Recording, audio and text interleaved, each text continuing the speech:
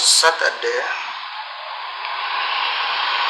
I met a group of people from Mwijukye Catholic Church who briefed me about the one lawyer, Edwin Burimbare, who is attempting to evict them from their church and take the land, including the school, the church school next to the church, and their tea garden.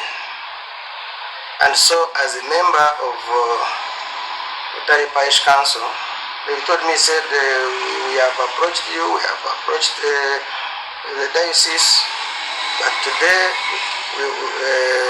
they came to the church and beat us up, and so would like you to come and talk to us.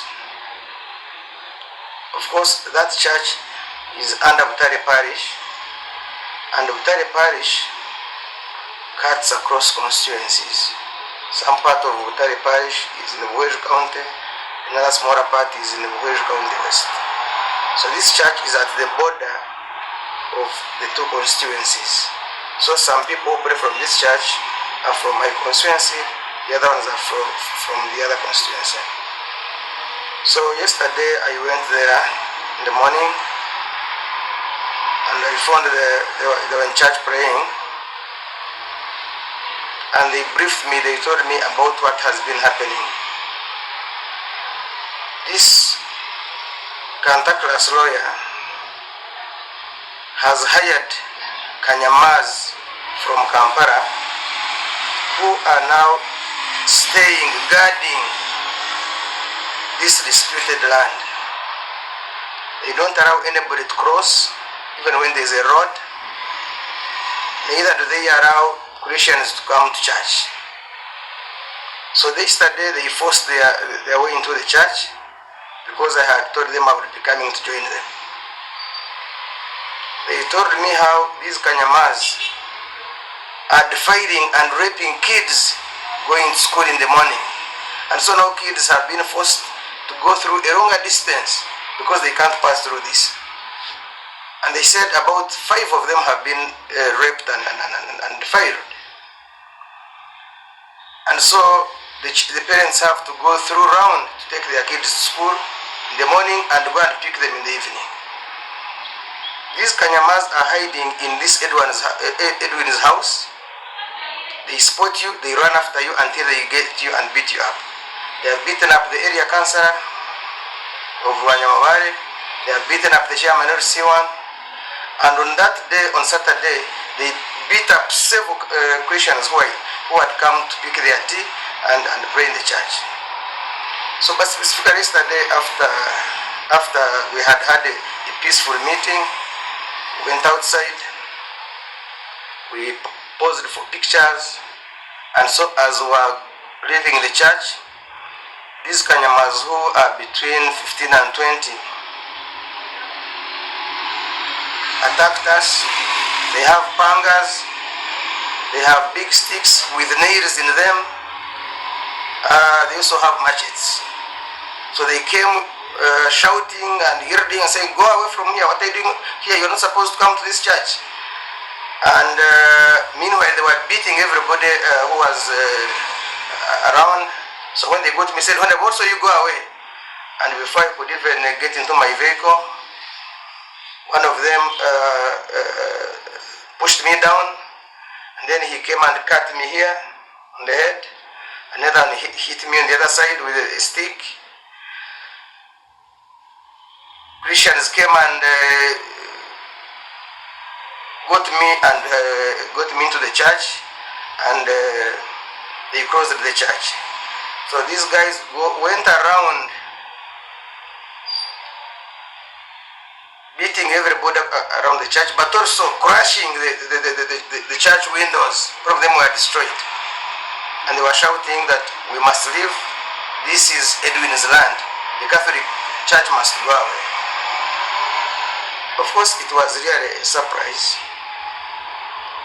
that such could happen, not just to me, but to the Christians too. There is a lot of impunity. That one person, Edwin, who is even a lawyer, instead of using legal means, for example, if he thinks that is his land, which he says it used to belong to his late grandfather, Brimbare, and what is on ground is that this Brimbare had attempted to grab this land around 1983 during the UPC days. And so when the government changed, with the new ushering in of the new government, Brimbare ran away, disappeared until his death. He had not come back to talk about this land, which he had wanted to which he had wanted to grab using, because his brother was a parish chief during UPC days. Now, this is a grandfather of that late Brimbare, who now thinks because he's a lawyer, he can, rather than go to court, he can come and terrorize the village and force them out and take the land. I was surprised that security has not even helped. They know the Kanyamas are there, terrorizing the village, but security has not gone there to arrest them. Even up to now, they are not yet arrested, even when they did this to us. I called the Director of Operations, Mr. John Mwijukye. I hope police is going to do something about it, because this is impunity and it must not be allowed to continue in that village. These kids who have been raped, others who have been fired, police must take action, because these Kanyamas behave like they are a government of sorts, you know. And so I am appealing to the police and the relevant security organs to take interest in this case, because we as leaders cannot just sit and see our people suffering. We are elected to speak for the people. We are elected to serve. We are elected to represent our people. And so we will not just be there seated as our people are being terrorized. And so the earlier the security takes up this matter, the better for all of us. Otherwise, I was rushed here, and we have done a CT scan. I am waiting for the report, and then I can be advised on further management of my condition. Unfortunately, yesterday I did not move with any police. I didn't have any policeman with me. I just moved around. So maybe they took advantage of that. But for me, it is not about having a policeman to go with. I don't have to have a policeman to safely move in Mwijukye or in Narally or anywhere. It is my freedom. So what about if you say Mwijukye should have a policeman move with him? What about the other children I'm talking about? Must they also have policemen? What about the locals, the councillors, the chairpersons who have been terrorized?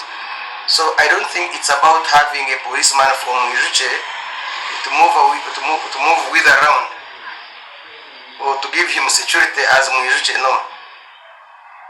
We must get security as Ugandans, because the role of police is to keep land order, not to secure some few, not just secure me, no, but secure all Ugandans. That's what I'm saying.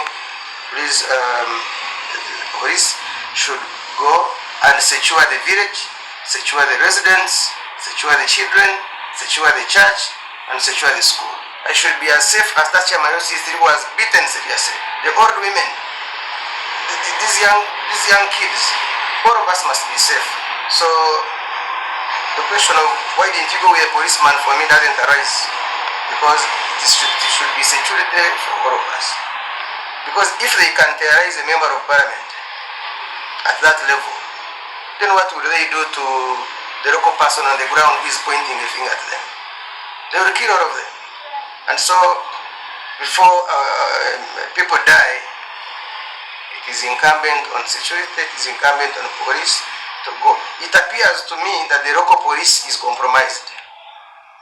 The local police in Mwijukye has been compromised, and so that's why they are not questioning the activities of these Kanyamas, because who did they report to? If Edwin has hired some security group, how does it come to the village to start arresting people? Was it reported to the DPC? Is the DPC aware of these activities? Because it looks to me that he is aware, he knows they are terrorizing people, but he has just left them to do whatever they want to do. And so I want to request the IGP to take interest in why the DPC of Mwijukye has left these Kanyamas terrorize the residents without any intervention. Well, for now we are giving a benefit of doubt to the police and all the sister security organizations to go and come to the rescue of our people. Whereas we are thinking of involving the Minister of Lands to go and visit the scene, the area. We are thinking of asking Parliament to intervene, but that is in the medium and long run. But in the meantime, our people must be secured from these hooligans. Our people must be secured from these goons. It is really a core mandate of the police to keep law and order, to detect crime. And so you cannot be there and be told, there are people there destroying the church, destroying the school, running after kids, and that police is just keeping quiet about it. And again, even when this happened, it took about an hour for police to arrive. I had called the director of operations to look for a DPC who had switched off his phones. And so he later told me that he got in touch with the RPC. The RPC got in touch with the OC station, who I don't know where he was, and after 1 hour, it is when police arrived and evacuated me, and I was taken to Nsika Health Center 4, where they did first aid on me before I was referred to this facility. So I'll be here until I get the CT scan report, and then I can see where else I can go for further management. I'm Dr. Mwijukye Godfrey. I'm the Medical Director to Divine Mercy Hospital here in Mbarara. Yesterday in the evening hours, we received Honorable Mwijukye Francis, the MP in Mwijukye district. He sustained injuries following assault after a church service, and he sustained injuries with cuts and bruises on his head and face. He was taken to Health Center 4 in Mwijukye, from where his wounds were sutured. We suspected head injury and did brain CT scans, and these investigations are largely normal. He is currently out of danger and is stable. We continue managing him, and we wish him a quick recovery. Nyata Dr. Mwijukye Godfrey, the Medical Director at Narally Divine Mercy Hospital muri Mbarara. Shaha z'omwazo yesterday Sunday tufunureyo Honorable Francis Mwijukye MP akuruga Mwijukye atirwe kandi yavutazibwa omukicweka by'omutwe gwe hamwe n'ahamisho bamutwara mu Narally rya Nsika Health Center 4 bamubazira kwahikira aha twatekateka ngu aine head injury negashoboka okutaha mutwe gwe konka brain CT scan neyoreka ngu aine enshonga kandi turiyo nitwongera kumujanjaba ariyo nabagye tumuhembeza okukira maani.